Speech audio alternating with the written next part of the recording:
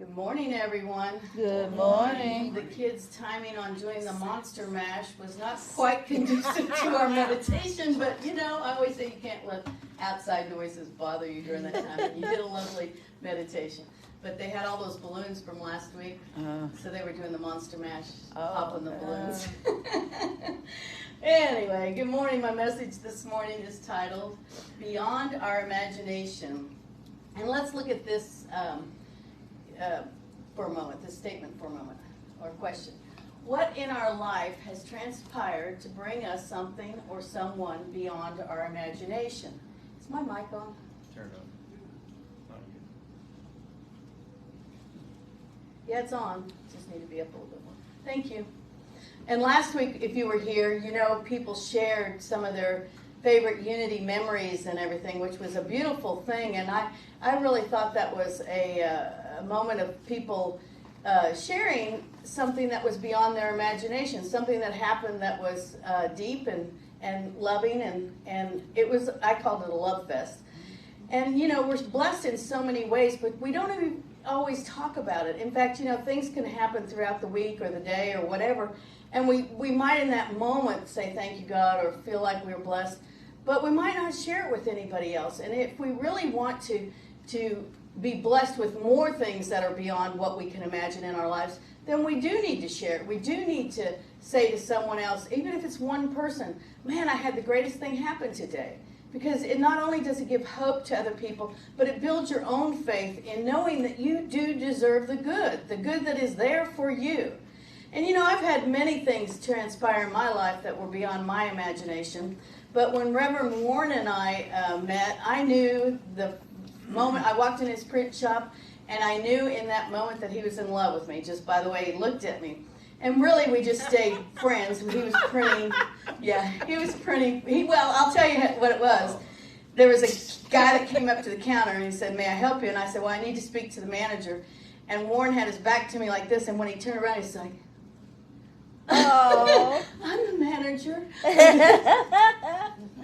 it was pure love. But anyway, we lost contact with each other, and then we happened to run into each other again at Ace Hardware, and we were both in the checkout line, and I from the back, and well, he always wore these gray uniforms, so I thought, that looks like Warren, and I go, Warren?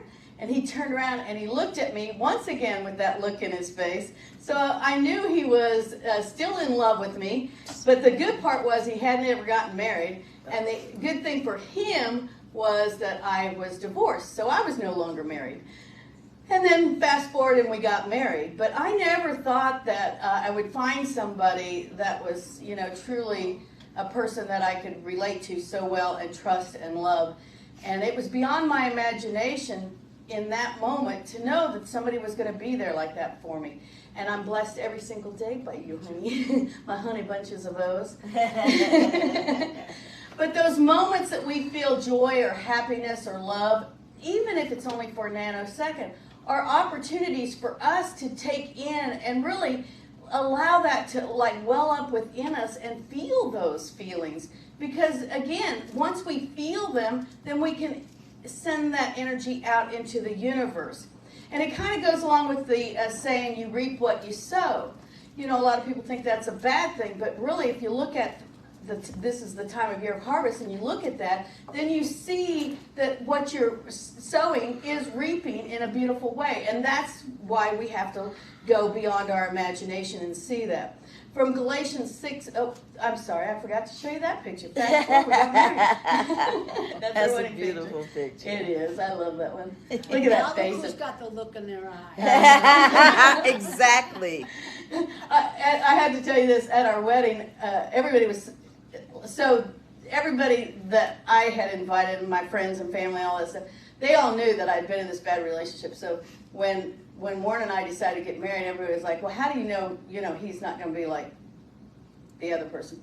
And I said, I just know. And I said, well, watch, when we get married, because the way the church was made, you came into the church like this, and then you came down the aisle like that.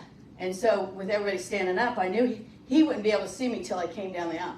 So I said, well, when I come in, and you're watching me come in, I said, the minute I get to that center aisle, I said, turn around and look at Warren, you'll see why I'm marrying him. So it was so funny because had told people this, for several months. Anyway, I come down the aisle, everybody's looking at me, I'm grinning from ear to ear, and I hit that aisle to go down, and I mean, it was just like, everybody looked at me. And then I started coming down the aisle, I'm laughing my head off, and he's got that look again, so it's so cute. But anyway, that was right after that, so, You're looking at him like how Yeah, lucky you got that are. look in your eye on that. Oh, I know. We are blessed.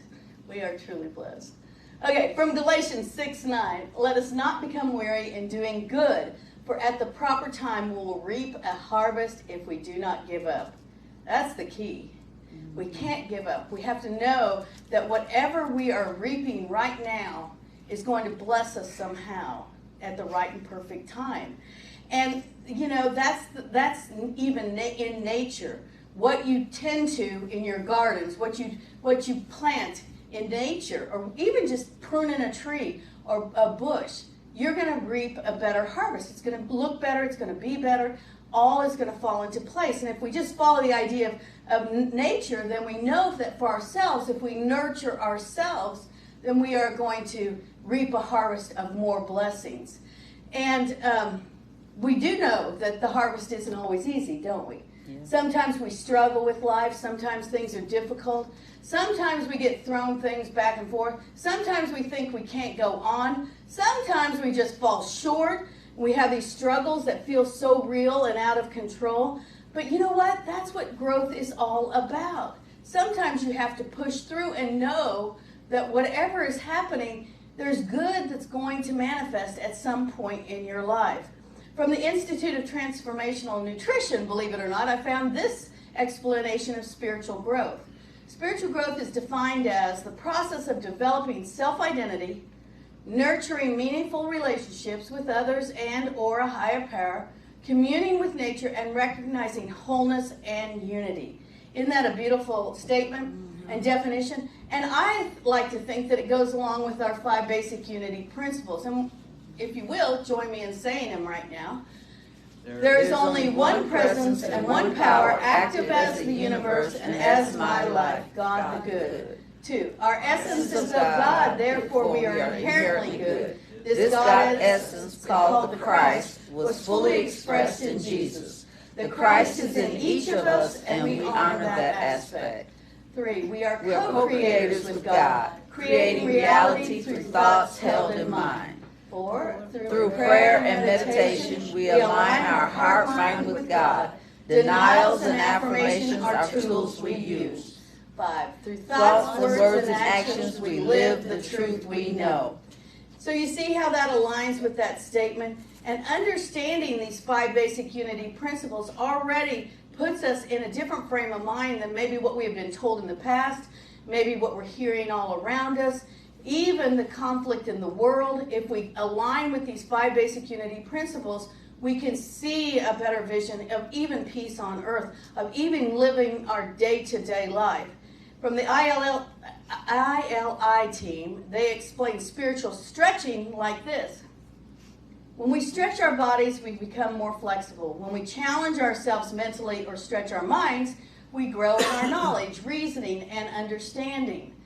The same is true spiritually. When our faith is stretched, it grows and becomes stronger. Being stretched is really a good thing. So we are here to stretch and grow. We are here to be more than we start out to be. And sometimes it's not going to feel comfortable. Sometimes it does. But as we stretch and grow, we reach that higher consciousness, that higher place of being. And it could be just for a nanosecond, and then we slip. Or it could be all day long you're having this perfect day. I love Aiden because, like, if he's having, if he's enjoying his time, he'll say, "This is the best day ever." Oh, yeah. And I mean, he could say that every single day, but it's still like every time he says it, he's so sincere. This is the best day ever.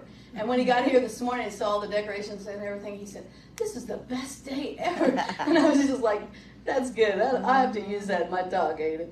Anyway, but when something challenges us or feels like someone is challenging us, it's an opportunity for us to build our faith, to know beyond knowing, to go back to those 5 basic unity principles and say, I know God is with me, so whatever is happening is an outside thing, not an inside thing. And that's where we stretch and grow. And that's where we reap the benefits of stretching and growing and reap the benefits of what we sow. And it's an opportunity, a time for us to see beyond our imaginations. Because sometimes if we're not activating that power of imagination, then we block ourselves from seeing the blessing even in that moment. I know I've done this a million times, but I'll be busy doing something and somebody will say something or do something. This happened to me the other morning. Somebody said something about my scarf, the scarf I had on because it was cool that morning. And she said, oh, that's a beautiful scarf and everything. And I just said, oh, thank you. And then I went on doing what I was doing. But in that moment, I could have taken that in and, had a moment with that person so that they would feel blessed, that they were saying how beautiful my scarf was, more than just a quick thank you. And if we stop ourselves in those moments and go beyond our imagination, we can open up a whole new pathway of communication, of friendship, of love, just in those quick little moments. And we all know that we have faith. We all know that there's faith within us to be able to know that whatever we say is going to be okay, that it's going to help us move on. And we also know that the power of our thoughts are up to us. We control what we think, what we say, what our actions are. But we have to also look at the idea that we are building on this relationship with God. So whatever thoughts we are having, we need to always go back to the idea of aligning with God. That we don't want to have thoughts that negate us away from accepting that blessing. Like with the scarf, it was a simple blessing, but I didn't take it in as a blessing in that moment. I missed the opportunity. And then that did not really send out the opportunity for the other person to feel it. But just like the seed that is planted, all is harvested in the right and perfect way at the right and perfect time according to how we nurture it. So we do have to nurture our actions. We do have to nurture what we think, say, and do. We have to nurture the idea of the evolution of God within us that is taking us to a higher place spiritually.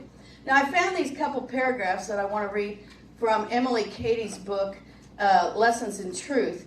And I thought they were really cool. And I was going to post them up there, but it was too much, so I thought I'd just read them.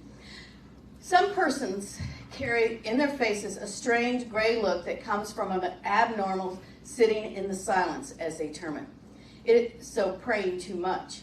It is hard for them to know that God is right here within them. And while in the silence, they fall into the way of reaching out and up away from God.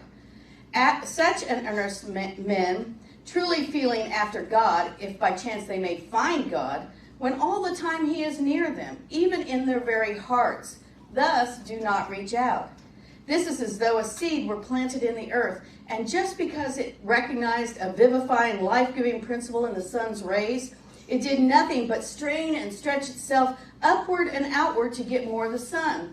You can see at a glance that by doing so, it would not get no solid roots in the earth where God intended them to be. The seed needs to send roots downward while it keeps its face turned upward toward the sun, and lets itself be drawn upward by the sun. Some of us in our desire to grow have recognized the necessity of waiting upon God in the stillness for the vivifying and renewing of life. Make the mistake of climbing up and away from our bodies. Such abnormal outstretching and upreaching is neither wise nor profitable. After a little of it, one begins to get cold feet and congested head. While one is thus reaching out, the body is left alone and it becomes correspondingly weak and negative. This is all wrong. We are not to reach out away from the body even after God. We are rather to be still and let the light of God shine on us right where we are. The sun draws the shoot up as fast as it can bear it and be strong. We do not need to grow ourselves, only to let God grow us. Isn't that beautiful? Mm-hmm.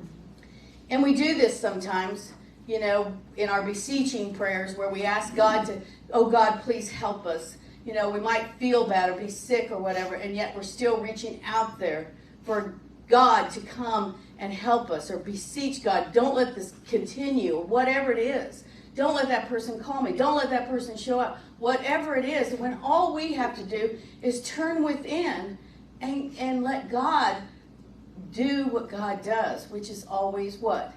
Good. That's right. God is always good. And if we allow that to happen, we don't have to fight. We don't have to push forward. I don't even like it when people say they're fighting, they're going to fight for something, because you don't have to fight for anything. You have to turn within and allow that to come forth. Allow that to be. See it in your mind. That's the power that we have within us. We have this earnest power that we can activate just by thinking the thoughts that we want to see happen in our lives. And that's where we get beyond our imagination. That's where we take this. And we do have to watch that we don't just sit in the silence and do nothing. You know, a lot of people will say, oh, I prayed about it. And then what? They do. They go out and do the exact opposite, don't they? So sitting in the silence or praying about it is not going to work unless it's a whole change within to activating that. And, you know, that's when we can look at the 12 powers for balance. That's where we find faith and love and all of that. Zeal is the power for October, and zeal is one of those powers that can take us down the wrong journey. We can, I guess I was supposed to show you this one. We can turn our face to the light and feel the ray of sunshine from God while we feel the spiritual growth within our hearts. The reward is a harvest of good. Well, I said that, didn't I? Mm-hmm. That will allow us to experience things and people beyond our imagination. I said my words before I said my words. Anyway, 12 powers, zeal. The zeal that we feel when we are on a spiritual high, you know, that zeal that you have, needs to be grounded with the power of wisdom, or we can become like the plant without the roots. How many times have we seen trees fall over like that? And they haven't shot their roots down into the ground. They haven't stayed strong in their faith. And we do that. We will get so excited and so on fire, and then we're not grounded enough to know where our energy needs to be. And when you get overzealous, you'll end up stumbling. You might even end up with health challenges, because that overzealousness can take you in the opposite direction of finding God within you. It'll take us out and our energy gets spattered all over the place. But we have to stay tethered in faith and stay strong in a root system that will bless us and guide us. And it does take commitment and consideration on our part to get there. And I found this. Commitment means to bring together, join, compare, commit. While consideration means the act of considering, careful thought, meditation, deliberation. We get to choose whether we come together or not on Sundays. You know, some people are going to be gone next week, but there's going to be other people that are going to be here. And it just takes that commitment that this is your church home, that this is the place you want to be. And no matter what it is, the whole thing is we come together to embrace any differences. We come together to embrace whatever it is that we are struggling with, and we come together to experience each other's blessings, because that's what we're here to do, right? That's what our whole idea is. When we can come together and compare and share our lives with each other, whether it is during prayer time or fellowship after service, or even if it is something you feel moved by during the message, music, or meditation, it becomes a powerful moment in our lives that will be beyond our imagination. One of the things about our prayer time that I love, that prayer time, is that we share things that we want prayer for. And really, you make a spiritual connection with each other in that moment. You know, you can feel the energy coming from each of us and coming together to help each other lift that consciousness and build that faith, build those roots down into the ground that we know all is going to be well. And if you were here last week, I know you felt it. Can I get an amen? Amen. Yes. The Love Fest was on. Yes. We were sharing the love. We were being the love. We were supporting each other. And, you know, somebody said, oh, the service went longer than I thought it was going to go. Well, you know, everybody in this room didn't even realize how long it went, I don't think, until it was time to eat. Somebody said food, and then we were all like, oh, yeah, that food's in it. But, you know, it's true. When you're in that Love Fest, time is expansive. You don't even know what's that time is up or whatever. And that's the way it's supposed to be. It's supposed to be where we can keep that flow of love and energy going. From the Bible, Job 8:7, your beginnings will seem humble, so prosperous will your future be. And I love this because prosperity is more than financial. We prospered last week. We prospered in the love that we shared, the blessings that we shared. And I don't know if it went out to the people that were watching, because we were just doing what we do right here. And we expanded beyond this space. For the people that were here, I know you felt that. And prosperity is more than financial. In fact, financial freedom comes from prosperity, not the other way around. So prosperity is in so many ways, and one of it is sharing the love. Being prosperous means you are not tied down by the physical, but live from the truth of your spiritual beingness. It is a freedom beyond any mental or physical anguish you will experience. So when you are struggling with anything that is taking you away from the truth of who you are, then claim prosperity for yourself. Claim the idea that you have faith grounded in the truth of God, and you are going to express from that place, that you are going to bring it forth within you. And the benefit of that is that you will be living in an idea of integrity and wholeness. Don't we all want to be in that space where we are always expressing integrity and wholeness? Absolutely. Well, believe it or not, do you know they come from the same word? Integrity stems from the Latin word integer, which means whole and complete. So if you are living from your integrity, then you are whole and complete. Integrity requires an inner sense of wholeness and consistency of character. Isn't that beautiful? I think it's the reaping of our benefits. It's what we're sowing and what the final result will be. We are people of integrity and wholeness, aren't we? Yes. Say amen. Amen. And we will prosper in our spiritual growth. We absolutely will.